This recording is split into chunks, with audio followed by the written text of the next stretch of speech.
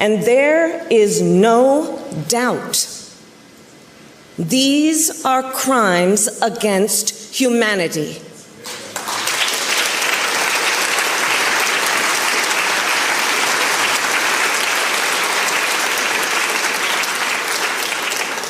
The United States has formally determined that Russia has committed crimes against humanity. And I say to all those who have perpetrated these crimes and to their superiors who are complicit in these crimes, you will be held to account. In the face of these indisputable facts, to all of us here in Munich, let us renew our commitment to accountability. Let us renew our commitment to the rule of law. Digital transformation is changing the way we manage our data, our information, our interactions, and our identities online. The United Nations is ready to digitally transform how it deals with identity, with a system to streamline information sharing, daily workflows, access to platforms and buildings, operating across agencies, by providing its personnel with a universal, system-wide identity solution. Introducing the UN Digital ID, a unique and digital identity for UN personnel from the day you join to the day you part. All of your personal, HR, medical, travel, security, payroll and pension data in the palm of your hand, giving you full control on what you share and with whom. With blockchain and biometrics, the UN Digital ID makes verification efficient, secure, transparent, immutable, portable and universal. It's been piloted by different agencies and the UN Pension Fund, where they've replaced current manual processes with certainty for who and where pension recipients say they are at any given time. Imagine a regional field officer has just joined the UN. She uses the mobile app to obtain a digital wallet, stored securely in her smartphone and only accessible to her with biometrics. Even better than a physical wallet, she can store all her credentials issued by any UN organisation in her digital wallet. She has immediate access to course certificates, travel clearances from UNDSS, medical records from allergies to vaccinations, also making any transfer to another organisation a breeze. As innovation transforms the world, we can improve the way we manage our identities online. UN Digital IDs, a building block for digital cooperation, unlocking the promise of the SDGs.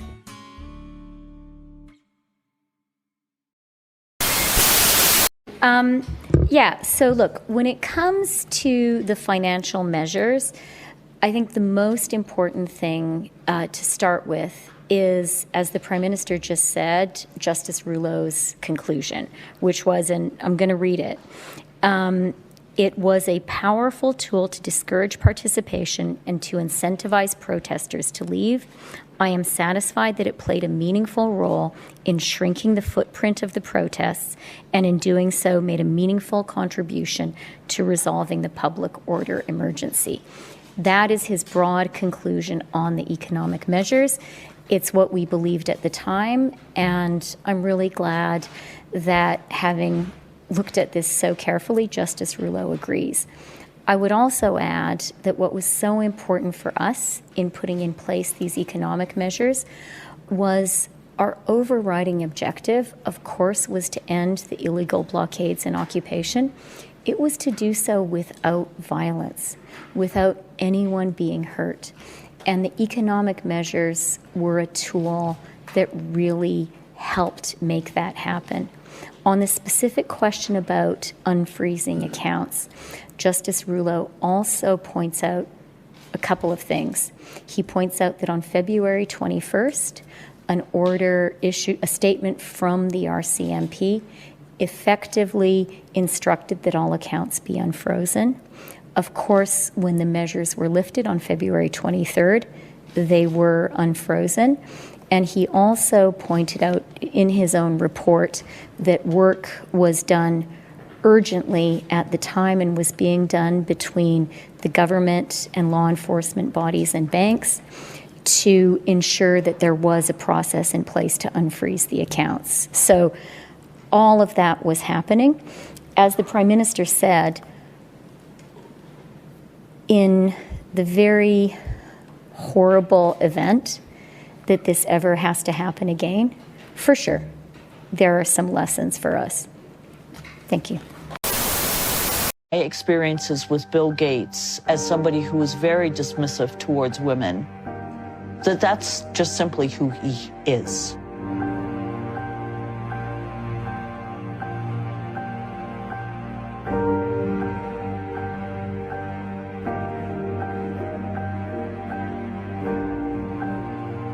I remember walking into my first board meeting.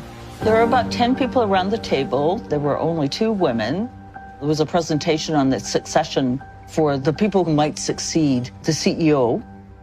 There were 50 people on the list. They were all male. When I commented that there were no women on the list and there were only 2 people of color in there, that's when he yelled at me, "Are you trying to destroy this company?" And I was like, "You what?" Did that really happen?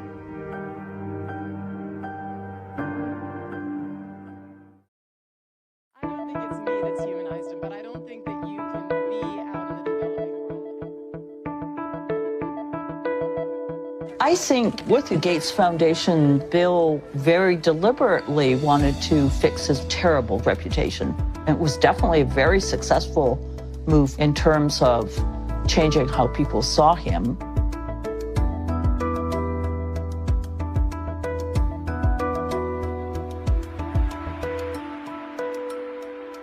Bill Gates at Microsoft was this cold-hearted bully, whereas Bill Gates at the Gates Foundation is widely celebrated because of billions of dollars just given away.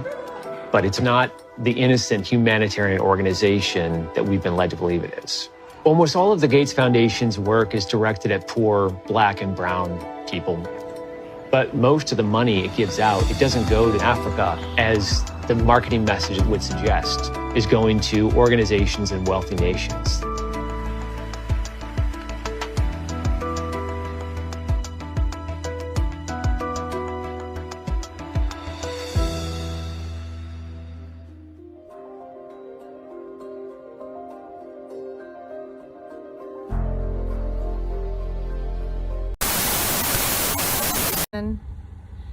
Hey everybody, this is Dahl Arnson with the Alaska Patriot Network. I am visiting California and I am here with one of the local ranchers, and I was brought out to this field in Stanislaus County, California, and this is the center of like the heartland of the nut industry, the almond industry, the pecan, or not pecans, I'm sorry, almond, walnut, cattle. There's not a lot out here, folks. And yesterday we were at a gathering and we were alerted by another rancher that the railroad company, some company, that nobody knows which company this is, has brought in hundreds of these railroad cars. And you can just see the line of them here. Let me see it, make sure I'm getting it in the shot. Sorry. Getting this in the shot. Now, on the cars, they say odorless liquid petroleum gas. Now, they are loaded. They're riding low on their axles. They're double and triple deep on the switchback. And this is important because these ranchers, this is unprecedented in this area. None of them, they're like, what the hell is this? Why are they bringing this into the, heart of nowhere? I mean, unless you own land here or you're in the know-how, you don't know that this is here right now. And like I said, this is just the end of this line. I'll make sure I'm getting these cars in here. And it goes on for miles. There's hundreds of these cars filled with an unknown liquid in the middle. Now, what's significant about this is just over, a few miles over is the main water pipeline that goes into San Francisco. This also abuts 2 important agricultural rivers that feed this agricultural valley. So we don't quite know what's going on here, and it was the talk of the valley yesterday. I'm just visiting from Alaska, so I did ask one of the ranchers to bring me out. I have a master's degree because when I got certified, I was told I had to have a master's degree to be an Arizona certified teacher. We all have advanced degrees. What do the parents have? Are we vetting the backgrounds of our parents? Are we allowing the parents to choose the curriculum and the books that our children are going to read? I think that it's a mistake. I'm just speaking from the heart. The one line that I love is, we must remember that the purpose of public education is not to teach only what parents want their children to be taught. It is to teach them what society needs them to be taught.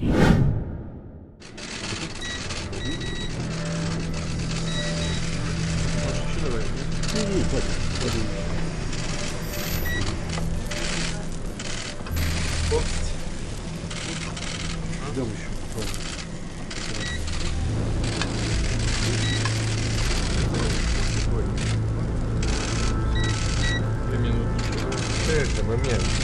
Это из какой муки? Наша пшеничная мука. 小麦。俄罗斯的这个麦，小麦。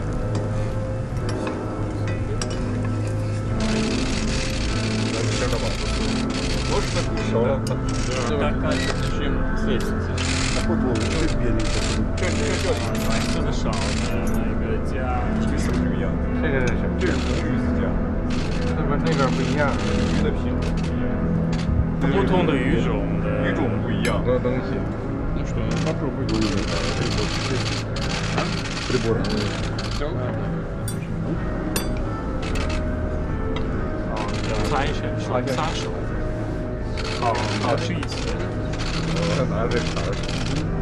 И по русской традиции мы предлагаем аперитив.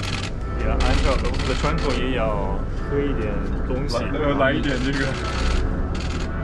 喝什么酒？А это водочка? Да, это невеликая стена, но мы же в России. 这不是长城，因为我们是在俄罗斯，所以用下白酒。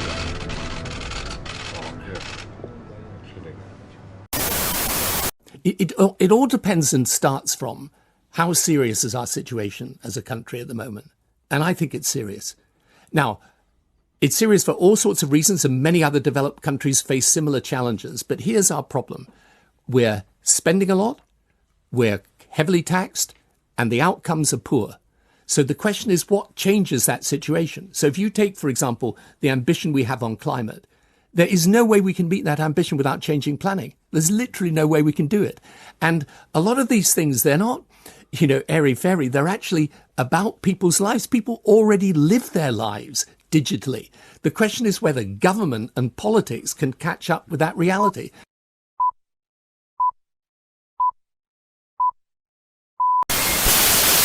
Did you personally want to hear from the former president? I wanted to hear from the former president, but honestly, I kind of wanted to subpoena the former president because I got to swear everybody in.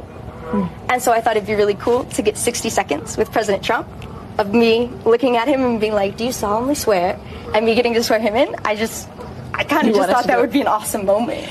I can see how trying to get the former president to come talk to us would have been a year in negotiation by itself. So it sounds like that was ultimately a battle that you all decided not to wage. Exactly. That's kind of how it ended up, was that, and I'd be fascinated by what he said, but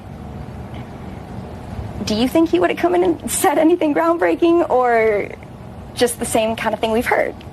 So at some point you don't need to hear 50 people say the same thing. You know what I mean? At some point you kind of start to get the gist. Sure. That sounds like it might mean. This week, WHO member states are hosting discussions on amendments to the international health regulations. Next week, countries will begin negotiations on a zero draft of the new pandemic accord. These discussions will be crucial for building a more effective health security architecture for the future, grounded in international law, equity, and the fundamental right to health for all people.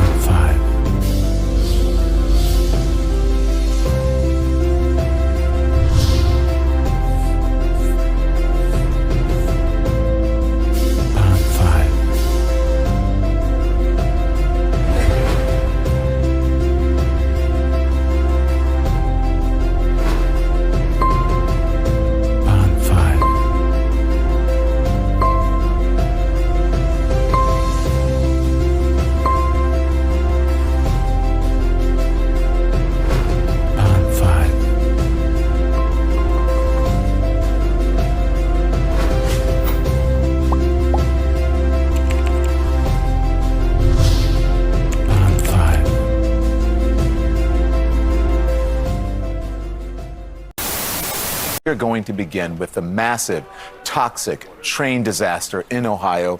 Right now, the Transportation Secretary, Pete Buttigieg, is on the scene right there. You see pictures of him.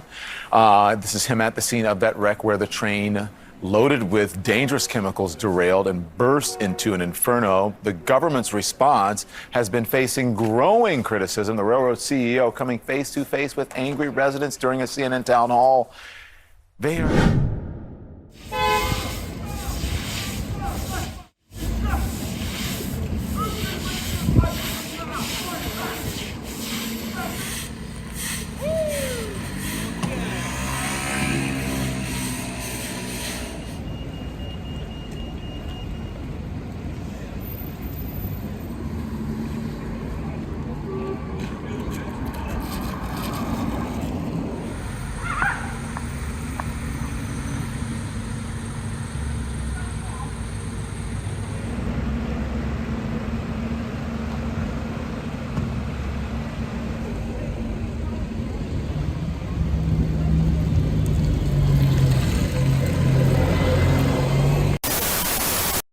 We also need guidelines to help shape the rules applicable to platforms themselves, and we need them now. Between now and the end of 2024, more than 90 elections will take place worldwide, and over 2 million people will be called on to cast their votes. We cannot allow these democratic processes to be swayed by dealers of disinformation, opening the door to all kinds of dangers. The regulatory work to ensure transparency, to protect democratic life is, of course, the responsibility first of states, and many of them are taking action, with at least 55 initiatives already underway. But if these regulatory initiatives are developed in isolation, with each country or region working in their own corner, they are not without risks. Information disruption is by definition a global problem, so our reflections must take place also at this scale, the right scale, the global scale, based upon common principles. Firstly, because digital giants have unrivaled international reach and technological prowess. We need our actions to be both consistent and coherent, and to ensure also that no country or region is left behind. I've said it before, I think a couple of times, is it in the interests of any decision makers on either side now to de-escalate? Of course, there will be protestations, particularly from the Russian side, especially from the foreign ministry, which has some honourable people in it in Moscow, that we just want a peaceful coexistence and a mutual respect of national sovereignty and non-interference in internal affairs. But the logic of the system, the expansionist system on both sides, is that they are much more interested in a Third World War or an eternal kind of penumbra of the Third World War, that the grey zone. The British military strategists and think tanks openly speak about this now. We cover it quite extensively on UK Column. They're more interested in that than they are in a return to the Westphalian order and a Christian peace and amity between nations. For one thing, particularly on the Western side, that would cause the economy to go bust much more quickly. There's permanent expansion and gaining of raw materials and collateral that's needed, and you have far better financial and economic experts than I'm able to muster who are making that point. If you need a single location to get cutting-edge information and keep up with the rapidly changing world around us, tune into Grand Theft World, where a forensic historian and a logic professor break down the week's news in depth and in context. There's a ton more there, so go check it out. And don't forget to get your Freedom Vault on the homepage.